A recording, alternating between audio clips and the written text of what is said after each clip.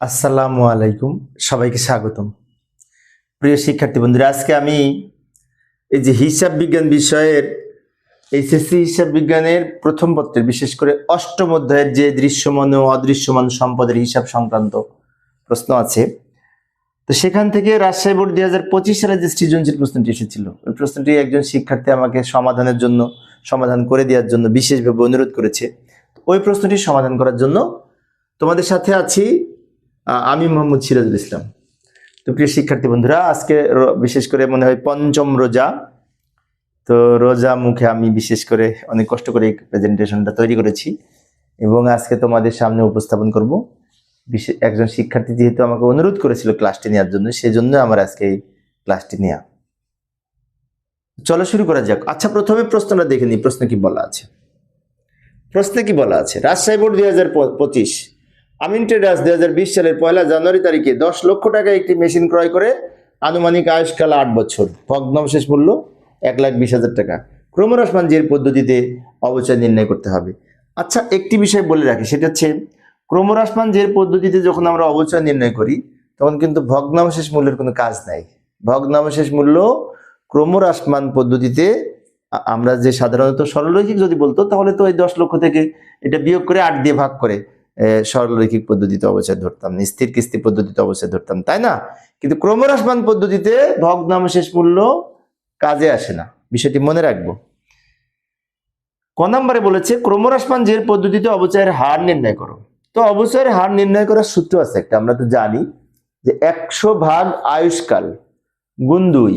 এটা হচ্ছে ক্রমহ্রাসমান জের পদ্ধতিতে অবচয় ধার্যের হার নির্ণয়ের সূত্র। এই যে অবচয়ের হার সমান, আমাদের এই শুধুমাত্র আয়ুষ্কালটা দিয়েই অবচয় এর হার বের করা যাবে ক্রমহ্রাসমান পদ্ধতিতে। অবচয় এর হার নির্ণয়ের সূত্রটা হচ্ছে এই যে 100 ভাগ আয়ুষ্কাল গুণ 2। 100 হচ্ছে সূত্রের 100, আয়ুষ্কাল এখানে দেওয়া আছে 8 বছর ইন্টু 2। এটাকে এটা দিয়ে ভাগ করে এটা দিয়ে গুণ করলে 25% হবে, তার মানে 25% হলো। এই সূত্রটা কিন্তু মনে রাখবো, 100% ভাগ আয়ুষ্কাল গুণ 2। অনেকে আবার 200-কে আয়ুষ্কাল দিয়ে ভাগ করে, তাও হয়, তখন আর 2 দিয়ে গুণ হবে না উপরে যদি 200 লিখি। এইটা হচ্ছে অবচয় ধার্যের হার নির্ণয়ের ক্রমহ্রাসমান জের পদ্ধতিতে সূত্র। তবে আমাদের যদি সরলরৈখিক পদ্ধতিতে অবচয় ধার্যের হার নির্ণয় করতে বলতো তাহলে এই 100-কে আয়ুষ্কাল দিয়ে ভাগ করতাম, তখন এই 2 দিয়ে গুণ হতো না। আর যদি ক্রমহ্রাসমান জের পদ্ধতি বলে তাহলে 2 দিয়ে গুণ হবে, বিষয়টি কিন্তু খেয়াল রাখবো। এবার এই খ নাম্বারে আবার উদ্দীপকে ফিরে এলাম। খ নাম্বারে বলেছে ক্রমহ্রাসমান জের পদ্ধতিতে প্রথম 4 বছরের অবচয় তালিকা প্রস্তুত করো। মানে অবচয় সারণী প্রস্তুত করতে হবে প্রথম 4 বছরের জন্য, অবচয় তালিকা। তো অবচয় তালিকা তৈরি করার জন্য আমরা একটা ছক অঙ্কন করতে পারি। এই যে আমি আগে থেকে ছক অঙ্কন করে রেখেছি, বিশেষ করে এই সময় সেভ করার জন্য। ছকের মধ্যে কি কি লিখবো? প্রথমে এইটুকু কিন্তু উত্তরের অংশ, আর উপরের এইটা আমি উদ্দীপকের কিছু অংশ নিয়ে এসে 2 লাইন নিয়ে এসে রেখেছি, ওটা দেখলে আমাদের অঙ্ক করতে সুবিধা হবে। আচ্ছা, প্রথমে লিখবো বছর, তারপর লিখবো মেশিনের প্রারম্ভিক মূল্য বা বহি মূল্য, প্রারম্ভিক বহি মূল্য আর কি। তারপর লিখবো অবচয়ের হার 25%, কিছুক্ষণ আগে বের করেছি। সমাপনী মূল্য মানে বছর শেষে বহি মূল্য। আর ক্রমযোজিত অবচয়, অনেক বইতে তোমরা দেখবে ক্রমযোজিত অবচয়টা আগে আছে, সমাপনী মূল্যটা পরে আছে, কিন্তু আমি দেখেছি এই সমাপনী মূল্যটা আগে দিলে আমাদের অঙ্ক করা সহজ হয়, সেজন্য আমি এটা আগে লিখেছি। এইবার এই ছকের মধ্যে কিভাবে লিখতে হবে আমি সহজভাবে উপস্থাপন করার চেষ্টা করব। ভালো করে লক্ষ্য করি। প্রথমে বছর লিখবো, 2020 থেকে শুরু হবে। 2020 থেকে 4 বছর, 2020, 2021, 2022, 2023, 4 বছর। ওকে, এইবার মেশিনের মূল্য প্রারম্ভিক মানে কি, আমি যে দামে মেশিনটা কিনেছি তার সাথে যদি সংস্থাপন ব্যয়, পরিবহন থাকে, সেগুলো যোগ হবে। কিন্তু এই অঙ্কে কোনো পরিবহন অথবা সংস্থাপন ব্যয় নাই, তাই যোগ হবে না। সেজন্য 10 লক্ষ টাকা এখানে লিখবো। প্রশ্ন দেওয়া ছিল 10 লক্ষ টাকার উপর 25% হিসেব করে যেটা হয় 2.5 লক্ষ টাকা এখানে লিখবো। মোট সম্পত্তির মূল্য কত? 10 লাখ। অবচয় কত? 2.5 লাখ। তাহলে এটি থেকে এটা বিয়োগ করে বই মূল্য হবে 7.5 লাখ। এবার 2020 সালের যেটি সমাপনী মূল্য, 2021 সালে সেটি কিন্তু প্রারম্ভিক মূল্য হবে। তো সেই হিসাব অনুযায়ী এই 7,50,000 টাকা এইটা আবার এখানে চলে আসবে। এবার এইটির উপরে আবার 25% হিসেব করে এখানে লিখবো, 1,87,500 হবে। আবার এইটা থেকে এইটা বিয়োগ করে এইখানে লিখবো। আমি একটু দ্রুত দেখালাম সময় সেভ করার জন্য। এইটা থেকে এইটা বিয়োগ করে এখানে লিখবো, অবশ্যই বিয়োগ করে আমরা যেটা পাবো সেটা হচ্ছে সমাপনী মূল্য। এবার এই টাকাটা আবার এইখানে লিখবো, এইটির উপরে আবার 25% কাউন্ট করে এইখানে লিখবো। আমরা অবশ্যই ক্যালকুলেটর ব্যবহার করে কাউন্ট করব, মনে থাকে যেন। এইটা থেকে এটা বিয়োগ করে আবার এখানে লিখবো, এটা আবার এখানে নিয়ে আসবো, এটির উপরে 25% হিসেব করে এখানে লিখবো, এইটা থেকে এইটা বিয়োগ করে এইখানে লিখবো। আচ্ছা, এই পর্যন্ত হলো। এবার ক্রমযোজিতটা কিভাবে করব? ক্রমযোজিত হচ্ছে অবচয়ের সমষ্টি। প্রথম বছরের অবচয় এটা হবে, দ্বিতীয় বছরে লিখবো এই প্রথম বছরের সাথে দ্বিতীয় বছর যোগ করে, তারপরে এটার সাথে এটা যোগ করে এখানে লিখবো, এটার সাথে এটা যোগ করে এখানে লিখবো। এটা আস্তে আস্তে আস্তে আস্তে বাড়তে থাকবে। অ্যাকুমুলেটেড ডেপ্রিসিয়েশন ইংরেজিতে বলে, বাংলায় বলে ক্রমযোজিত অবচয়। তো যাই ভালো করে লক্ষ্য করি, প্রথমে এই যে অবচয়ের পরিমাণ এখানে লিখবো, প্রথম বছরের অবচয়, দ্বিতীয় বছরের হবে প্রথম বছরের এবং দ্বিতীয় বছরের দুটো যোগ করে এটার সাথে এটা যোগ করে এখানে লিখবো, আবার যোগ করে এখানে লিখবো, এটার সাথে এটা যোগ করে এখানে লিখবো। আমি আবার বলছি, এটা প্রথমে লিখেছি, এটার সাথে এটা যোগ করে এটা, এটার সাথে এটা যোগ করে এটা, এটার সাথে এটা যোগ করে এটা। সহজ। এইভাবে আমরা ক্রমহ্রাসমান জের পদ্ধতিতে এই অবচয় সারণী বা অবচয় তালিকা প্রস্তুত করতে পারি। খ নাম্বারের উত্তর এইভাবে আমরা করার চেষ্টা করব। আবার উদ্দীপকে ফিরে যাব, গ নাম্বারে কি বলেছিল সেটা দেখব। গ নাম্বারে বলেছে 2020 এবং 21 সালের প্রয়োজনীয় জাবেদা দাখিলা দাও, মানে জাবেদা করতে হবে। আচ্ছা, জাবেদা তো ইতিপূর্বে আমি বিশেষ করে কিভাবে করতে হয় দেখিয়েছি, জাবেদা শখও পারি আমরা সবাই, তাই না? জাবেদা করতে হলে কি কি নিয়ে করব, এটা একটা বিষয়।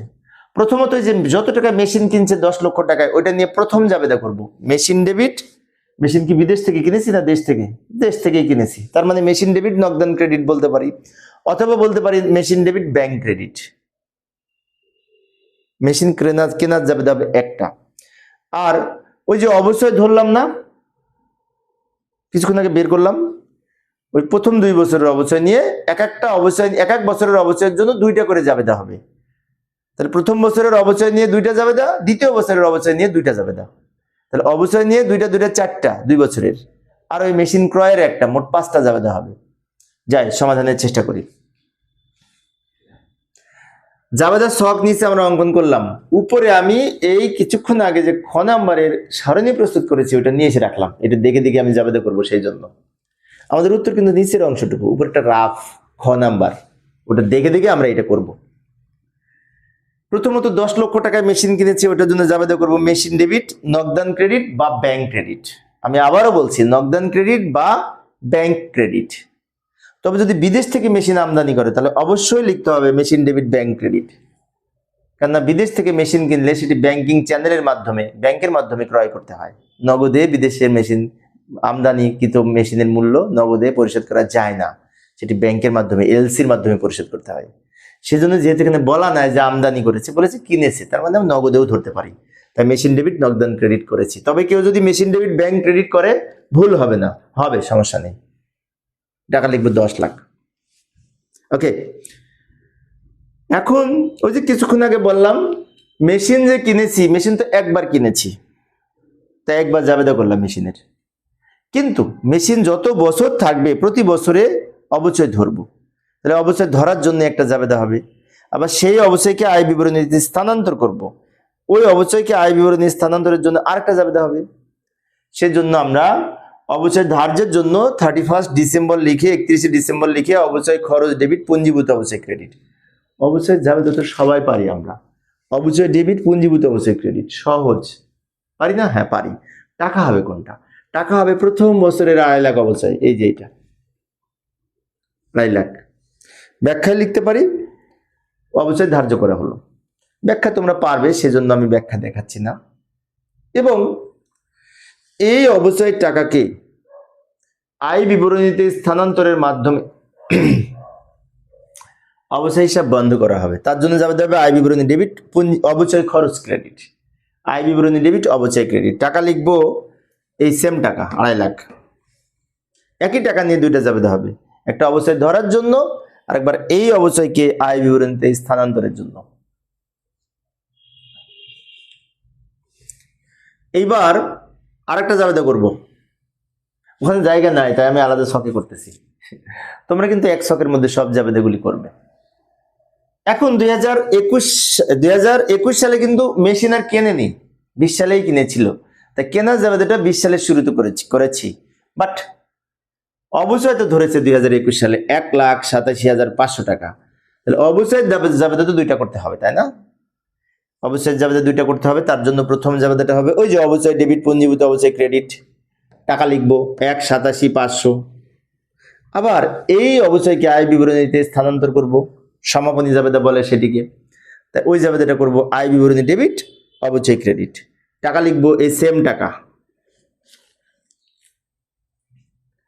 এইভাবে আমরা এই জাবেদা প্রস্তুত করতে পারি। জাবেদা সহজ ছিল, তাই না? তো প্রিয় শিক্ষার্থী বন্ধুরা, এই ছিল আজকের আলোচনা। আমি শিক্ষার্থীদের অনুরোধে অল্প অল্প করে আলোচনা করি, একটা করে বোর্ড আলোচনা করার চেষ্টা করি। তো আজকে রোজার দিন, তারপরে আমি চেষ্টা করেছি সমাধান করার। তোমাদের যদি কারো কোনো প্রশ্ন থাকে অথবা কোনো বোর্ডের প্রশ্নের যদি সমাধানের জন্য রিকোয়েস্ট থাকে, তাহলে আমার কাছে যদি বলো, কমেন্টসে যদি লেখো, আমি চেষ্টা করবো ওটি সমাধান করার জন্য। যে কোনো বোর্ডের প্রশ্ন, যে কোনো চ্যাপ্টারের। আমি একজন সরকারি কলেজের শিক্ষক, শিক্ষার্থীদের অনুরোধে আমি অনলাইনে ক্লাস নিই। পরে ক্লাসটি দেখার আমন্ত্রণ রইল। খোদা হাফেজ।